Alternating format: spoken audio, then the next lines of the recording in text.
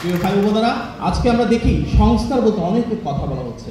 আমাদের খুব গর্বের সাথে উপলব্ধি করতে হবে বাংলাদেশের ইতিহাসে সংস্কারের জনক বিএনপি, শহীদ প্রেসিডেন্ট জিয়াউর রহমান।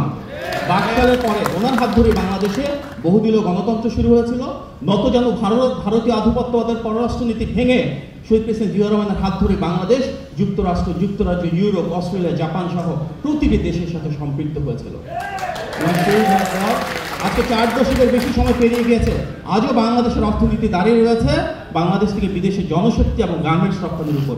এই দুটোই ছিল ওনার অর্থনৈতিক সংস্কার। ওনার খাল খনন কর্মসূচি ছিল বাংলাদেশের ইতিহাসে সবচেয়ে বড় কৃষি সংস্কার। আমরা যদি দেখি দেশনেত্রীর সময় নারী মন্ত্রণালয়, যুব মন্ত্রণালয়, নারী ও যুবকদের ক্ষমতায়ন, প্রাইভেট ইউনিভার্সিটি শুরু, সবচেয়ে বেশি বিদেশি বিনিয়োগ আনা, সবচেয়ে বেশি কর্মসংস্থান সৃষ্টি করা, এই প্রত্যেকটা ছিল সেই সময় সমাজ এবং রাষ্ট্র কাঠামো গড়ার জন্য সবচেয়ে বড় সংস্কার। বাংলাদেশের ইতিহাসে আমরা যদি বলি আমাদের যে সবচেয়ে বড় পরিচয়, আমরা স্বাধীন সার্বভৌম দেশ চাই, আমরা গণতান্ত্রিক বাংলাদেশ চাই, তার প্রত্যেকটা সংস্কার কাজ বিএনপি জনগণের ভোটে নির্বাচিত জনসম্পৃক্ত সরকারের দ্বারা হয়েছিল।